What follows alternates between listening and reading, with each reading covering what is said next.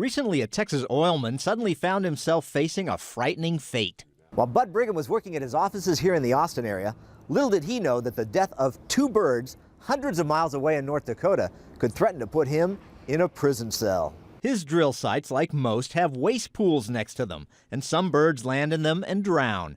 Brigham got word a federal prosecutor was making a special effort to find such dead birds.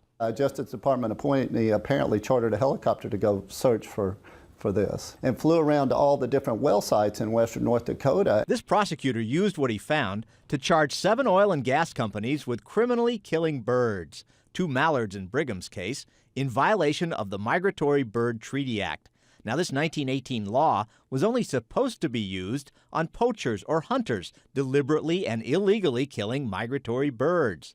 But that didn't stop this prosecutorial team. They had found 28 total birds and 2 on our well sites. And for 2 mallards, there were cash fines, but also that as CEO that I could potentially serve 2 consecutive 6-month terms in prison. Vigrant Reddy fights for criminal and prison reform from a think tank in Texas. It just seems completely absurd to think that you would lock somebody up for something like that. I am a father of 5, with children from 8 to 17 years old, and to think that I could possibly go to prison for this for up to a year, it was just really almost, it was very surreal. Even more surreal, if the government could have imprisoned these oil execs, it could theoretically throw any American in jail if they had any connection to a migrating bird's death.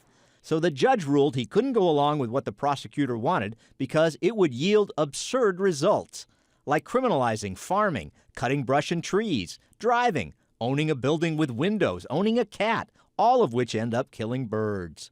The government wanted to punish the oil execs for 27 bird deaths, but Judge Hovland pointed out power lines kill as many as 174 million, cats hundreds of millions, crashing into windows 97 to 976 million a year, crashing into cars maybe 60 million.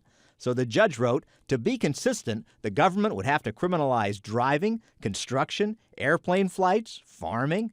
Every company that has power lines, every person with a home that the duck accidentally flies into, they would be criminally culpable. So the judge tossed out the case. But you have to wonder why the government would go after these oil execs and not their fellow energy producers in the wind industry, which kills 33,000 to 250,000 birds a year with its wind turbines. Maybe this wasn't about the birds, but harassing an industry not green enough for the Obama administration. There's been some criticism that perhaps the presidential administration isn't as enthusiastic about all the drilling as the drillers themselves and the people of North Dakota, frankly. It does seem that there's hostility towards us. There was an EPA administrator here in North Texas that talked about crucifying the oil and gas industry to set an example. Paul Rosenzweig co-authored the book One Nation Under Arrest. Just as individuals can be subject to arbitrary and capricious prosecution, so too companies can be. Often they are disfavored companies who make products that somebody in authority thinks shouldn't be made, even though they're perfectly legal. And with so many laws on the books these days, and more being added all the time, the government can find a way to prosecute almost any citizen or industry it wants. On average, every American probably commits about 3 felonies a day. Brigham says it feels un-American the way the feds have targeted him and tried to put him away. We're being attacked by our own government, and it is startling and it's frightening. Meanwhile, a favorite industry like wind gets away with literally littering the landscape with bird corpses. Some in government are even proposing this. To give wind turbines the freedom to kill the bald eagle, the national bird, and here they go after us for a couple of mallards. So here's maybe a matter of both over-criminalization and under-criminalization.